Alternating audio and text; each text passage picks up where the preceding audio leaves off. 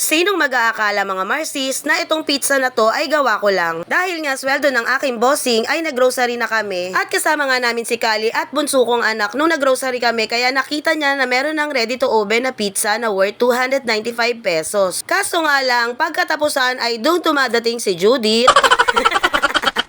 Kaya naisip ko na lang na sabi ko sa kanya ay gagawa na lang ako ng homemade na pizza. At ganito din naman yung nakita namin kanina dun sa grocery kaya naisip ko na lang na ako na lang yung gagawa para mas makatipid din kami. Bumili lang ako dito ng 2 pirasong dough worth 60 pesos at bumili na lang din ako dito yung nilalagay sa spaghetti na sweet style. Nakabili rin ako ng 1/4 lang na pepperoni worth 99 pesos at nakabili na rin ako dito ng cheese kaya kompleto na yung gagawin ko para sa aking homemade na pizza. Bali, ang ginawa ko na lang dito ay dinamihan ko na lang ng maraming cheese dahil yun lang naman ang gusto talaga na flavor ng mga anak ko, yung pepperoni at yung cheese. At ang nagastos ko lang pala dito lahat mga Marcis ay 249 pesos para makagawa ng 2 pirasong pizza. At dahil alam ko na marami pang matitira sa pepperoni at sa cheese, kaya naman bumili pa ako ng isa pang pack ng dough. Kaya bali ang nagastos ko lahat ay 309 at 4 na pizza na ang kaya magawa nun. At eto naman ginagawa ko ngayon ay yung pizza namin ng bossing ko. Nakita ko nga na may natira pa akong 1 pirasong crab sticks nung nagawa ako nung isang araw ng Vietnamese spring roll kaya inilagay ko na rin para pan-toppings dun sa gagawin kong pizza namin ng aking bossing. At nasaktuhan din na nagluluto ng beef steak yung bossing ko para sa kanyang pulutan kaya kumuha na rin ako ng iilang piraso ng sibuyas para pangdagdag na rin dito sa toppings namin.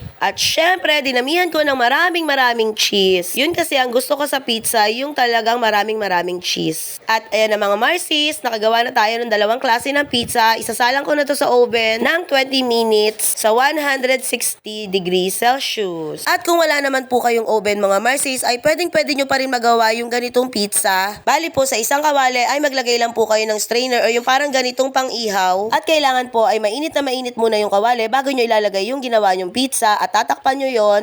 Then maghintay lang din kayo ng 20 minutes at ganun pa rin yung procedure mga Marcis. Makakagawa pa rin kayo na parang na-oven na pizza. Nung wala pa po kasi akong oven, ganun yung ginagawa ko para kahit papano nakakagawa pa rin ako ng mga ganitong homemade na pizza. Lalo na't ang mamahalan ng pizza ngayon. At kung namamahalan naman po kayo sa 2 piraso na dough na 60 pesos ay pwede nyo rin gawing pamalit yung tasty. Kung marami kayo sa bahay nyo, nagawa ko na rin yung dati mga Marcis. Same na same lang din po yun ng pag-assemble. Maglalagay lang kayo ng sauce. At kung wala naman kayong pepperoni, pwede nyo naman gawin yung ham at saka yung hotdog. Ganon din yung ginagawa ko dati pag talagang pecha de peligro kami mga Marcis.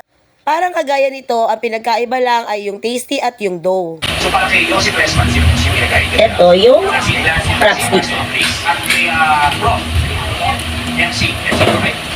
Ikaw, Mande. Dito kami kay Luis. Kasi anong clue ang dalawa?